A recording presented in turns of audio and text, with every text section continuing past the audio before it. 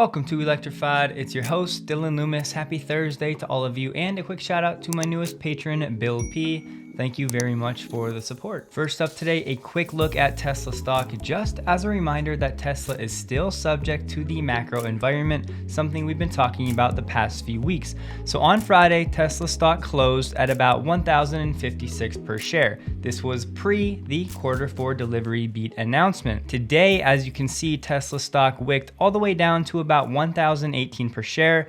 But fortunately, buyers have stepped in pretty aggressively, pushing the stock price back up to above where Tesla closed on Friday to about 1,070. So just a visual confirmation that Tesla announced the beat, shot up, and then in a matter of 3 days, mainly strictly due to macro factors completely outside of Tesla fundamentals and the business model, gave up basically all of those gains. Here we have a note from Troy Teslike. The text below is from the Environment Impact Assessment of Giga Shanghai expansion. It says they'll add 3,000 employees to a production line that currently has 6,000, so a 50% increase. From the image after the implementation of this project, the expansion at Giga Shanghai that we've known about, it will increase to 9,000 people and 19,000 employees in the whole factory. Doing some quick math, a 3,000 employee expansion from a 16 employee base at the whole factory, that's about a 19% increase in terms of the entire Shanghai factory. Pretty significant, and we should reasonably expect a significant production bump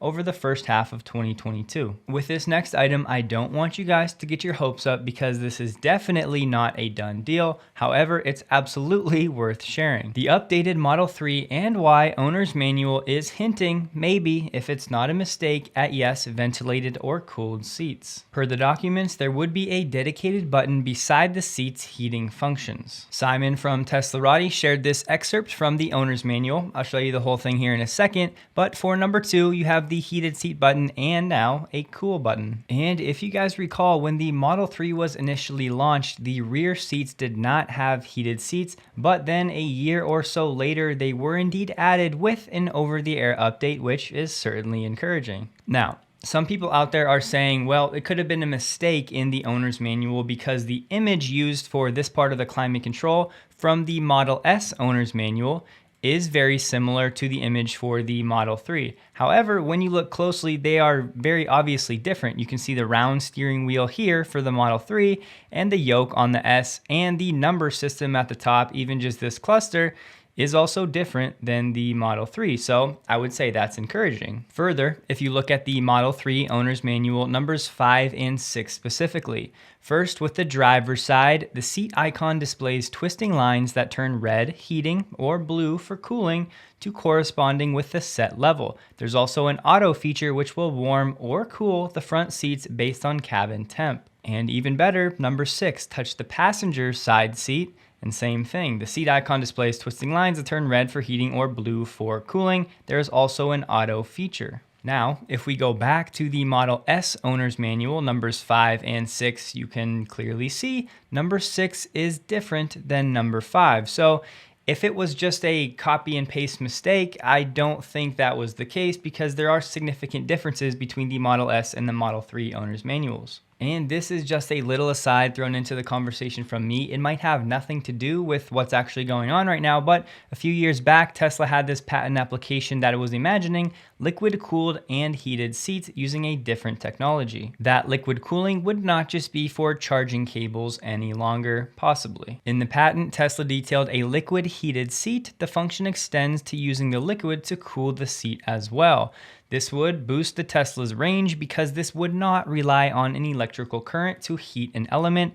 The ventilated seats rely on fans that push air away from the seat to give it a cooling effect. Both of these do indeed require power. Once again though, not to get your hopes up, it seems like this might be unnecessary complications for a technology, the ventilated seats, that already works well, specifically working in the Model X and S. And this is the last thing I'll say about the matter, but I wanted to spend some time here because I know this is a feature plenty of people have been waiting for and they would love to see it. And I do think it would be a great addition, especially as Berlin and Austin ramp up this year to make the 3 and Y even a little bit more premium in that segment. The problem is we have to remember there have been things like this where there were rumors and some images and things in the firmware that showed the Model 3 and Y might be getting an air suspension. That has not come to fruition. So just because we see things in documents or code or any of these rabbit holes that we go down does not mean that it's ultimately going to come to production. So please just keep that in mind and fingers crossed as we wait and see. Along those same lines, there's been a lot of speculation today about this image from the, owner's manual. You see this new lever here on the Model 3 and Y owner's manual. Some people are speculating that maybe they're going to remove the motorized feature to adjust the steering wheel. I'm not entirely sure why they would do that. And yes, this could also be a vestige of something from designs in the past, or maybe it is signifying something for the future. Maybe it doesn't control the steering wheel, although it certainly looks like it would indeed control the wheel. Once again, nothing definitive, so I'd rather not speculate. We'll just have to see. As always, let me know if you have any special insight or good guesses as to what this could be, or maybe what you'd want it to be. I want to do a quick delivery timeline check, as I think this will be a crucial thread to watch as Berlin and Austin come online to see how this changes paired with the ever-changing demand. Right now, the Model Y is estimated delivery November of 2022, so about 11 months, and this is with the base wheels. Remember, as you go to these pages, they will now default you oftentimes to the upgraded wheels because the delivery timeline is sooner. In this case, July, just changing to the upgraded wheels for the Model Y. And quickly, for the performance with only one wheel option, we're looking at March. And the Model 3, which yes, might not change as much because Model 3 will not initially be produced at Berlin or Austin, we're looking at October 2022 for the base rear wheel drive Model 3 with the base wheels. If we upgrade the wheels, we come back down to June. The long range with both wheel options is going to be March. And for the performance Model 3, we're currently looking at February. Speaking of waitlists, if you wish you were one of those folks in line, I have partnered with Charity Stars again, but this time they're offering the chance to win $50,000. So sure, you could buy a Tesla Model 3 with 272 miles of range and the new AMD Ryzen chip, or if you're so inclined, you could buy the new Ford F-150 Lightning with that massive frunk, if you know, of course, the dealers play nice. Or perhaps you don't need a new car. Maybe you'd rather just buy around 45 Tesla shares, maybe pay off some debt, take a vacation. You get the picture. So to enter the sweepstakes, head to charitystars.com/electrified and use coupon code electrified at checkout for 100 extra entries. It's very easy and it only takes a few seconds. And honestly guys, I've had plenty of interaction with Charity Stars over the past few months and I can confidently say they're doing good work. And yes, it would be an excellent way to support the channel. All donations this time around will go to Stay Recruited, a charity whose goal is to help student athletes in all sports prepare for college. As a former student athlete myself, I really enjoyed this idea. So head to charitystars.com/electrified and use coupon code electrified at checkout to get your 100 free entries. Best of luck. From Drive Tesla Canada and the Model S Plaid release, there was this image, specifically the Tesla branded controllers. We get an update. Just this morning, the Kilowatts asked Javier Verdura, Tesla's Director of Product Design, "You'll let us know before Tesla launches its own game controller, right?" And he said, of course. Sadly, no details or timeline were given. However, I like that the answer wasn't a flat out no. From Ava at Testmanian sharing an update on Giga Berlin. According to the state government of Brandenburg, they say, "We are actively involved in the actual final review of the approval decision. However, agreeing on a decision about the water supply, and I cannot tell you today when the conclusion can be drawn." This is still mind-boggling to me, and I was going to skip over this altogether as it's more of the same, but I don't ever want to start filtering the news, so there you have it. In the off chance any of you wanted a closer look at the inside of the Tesla cabinets at the supercharger locations, well, you are in luck, as Split on Twitter got a little tour from a Tesla engineer and he shared this image. Also, in case you were wondering why Elon just randomly tweeted nice, not in a reply, just a tweet, yes, it is because Elon hit the major milestone of 69 million followers. There you have it.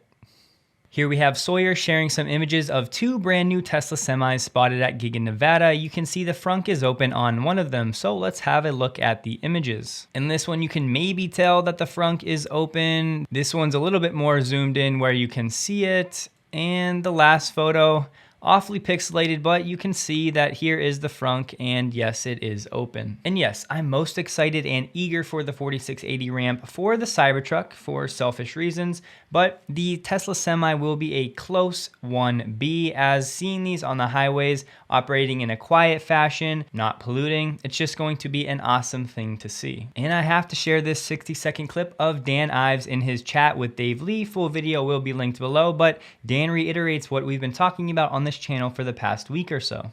So, I mean, percent wise, like how much do you rely on just public available, let's say crowdsourced data from just like, you know, folks on Twitter, let's say like Troy Tesla does a great job with, let's say, delivery numbers, and there's a bunch of people, you know, tracking China numbers, etc. How much percent do you rely on just publicly available stuff versus, let's say, more proprietary private stuff that you guys might be privy to? I'd say it's probably 60 to 70% of it is our work that we do. But I'm very dialed in to what's going on in the public Twitter and just public Tesla community. I think that's an area that a lot of analysts, they kind of they shove off as noise. I know more than others. Yet I tell you, like, in terms of, you know, not just yourself, but the community, like, I think there's many out there that that know more about Tesla than even, you know, a lot of institutional investors. And I think you always have to take everything with a grain of salt. But I think you have to understand the data points and absorb them as much as possible. And just this morning, Gary Black raised his Tesla price target from $1,400 to $1,600 based on new 2025 earnings per share of $45, up from $40 previously, reflecting faster global EV adoption, higher average sale prices given strong EV demand, and higher auto gross margins. He's raised his 2022 Tesla deliveries to 1.6 million from 1.52, and 2022 earnings per share to $12.80 from $12 previously, and right now the street is at $9.10. Something to add with regard to average sale prices: if we somehow get the EV tax credit back for Tesla in 2022, which yes, maybe feels like a 50-50 at this point, it would definitely boost the Tesla demand and maybe force their hand to continue to raise the average sale price even more, anywhere from $3,000 to $6,000, which is basically pure profit. And something really fun to talk about that I would love to hear somebody ask Elon on the call: if you think about Tesla's profit and their cash, they already have a very strong cash balance. It'll fluctuate between 15 and 20 billion. Let's say Q4, they end up profiting about 3 billion. Annualize that, that's roughly, you know, 12 to 15 billion per year with fluctuations. And then you look into 2023 and the numbers get even higher. So very soon here, like I said, in the next 2 to 4 years, Tesla could have over $50 billion, give or take, in cash. So the question becomes, what are they going to do with that? Yes, they'll scale and they'll ramp in 4680s, and there's going to be costs and unexpected headwinds, but I wanted to start the conversation. What should they be spending that excess cash on? What's your opinion? From Lucid, they are going to push missing advanced driver assist system features to Air sedans via an OTA update. Peter Rawlinson sent an email to the Dream Edition owners saying their cars will start getting missing ADAS features this month. Many features are in the final stages of testing and are planned to be included in that OTA update in January. The email included a list of features that are already active on these vehicles, so you can have a list here. And there was another list of what should be included in the update, or these are actually the missing features that were supposed to already be delivered. And one major one that sticks out to me is automatic emergency braking. You would think that's one that you want to have delivered right away. And one of the most anticipated ADAS features for Lucid, the highway assist, is not supposed to be among those in this next OTA update, and Peter has said that it is planned for 2022 along with some other features. The last thing for today, taking a closer look at GM's deliveries, have a look at this. GM had 199,600 vehicles in dealer inventory, including in transit, up 55% at the end of Q4 compared to the levels in the third quarter. So I've always felt like more and more that these legacies get to blame everything, all of the lower sales, on the chip shortage. And yes, to some degree, it's absolutely a fair complaint. However, with the dealer inventories up 55% from Q4 over Q3, clearly GM is still able to make cars and provide them to the dealers. It's just they're now accumulating on the dealership lots. So at least something to chew on. But that's all for today. Please take a second to like the video if you did. Don't forget to check out the Charity Stars sweepstakes linked below. I would greatly appreciate it. And a huge thank you to all of my Patreon supporters. Hope you have a great day.